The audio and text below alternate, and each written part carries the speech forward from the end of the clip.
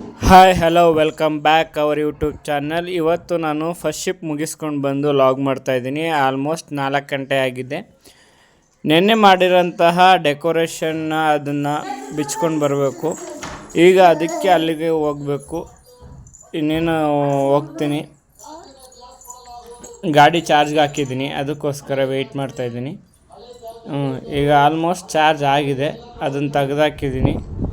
ಅದನ್ನು ತಗೊಂಡು ಈಗ ಬರೋಕ್ಕೆ ಹೋಗ್ತಾಯಿದ್ದೀನಿ. ಇಲ್ಲೇ ತಾಂಡವಪುರ, ನಮ್ಮೂರಿಂದ ಜಸ್ಟ್ ಒಂದು 3 ಕಿಲೋಮೀಟ್ರ್ ಆಗುತ್ತೆ ನೋಡಿ. ಈಗ ಆಲ್ರೆಡಿ ತಗೊಂಡಾಯಿತು.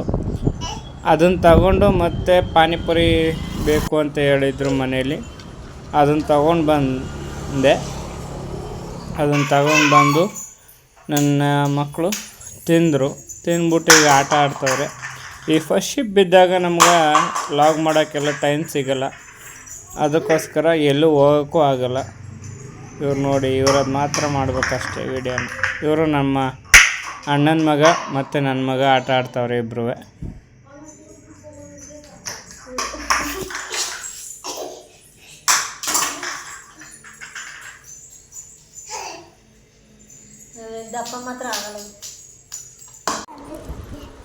ಆಲ್ಮೋಸ್ಟು 9 ಗಂಟೆ ಆಗಿತ್ತು. 9 ಗಂಟೆ ಆದಮೇಲೆ ಅಡುಗೆನೂ ರೆಡಿಯಾಗಿತ್ತು. ಮಶ್ರೂಮ್ ಬಿರಿಯಾನಿ ಮಾಡಿದ್ಲು ನಮ್ಮ ಮನೆಯವಳು.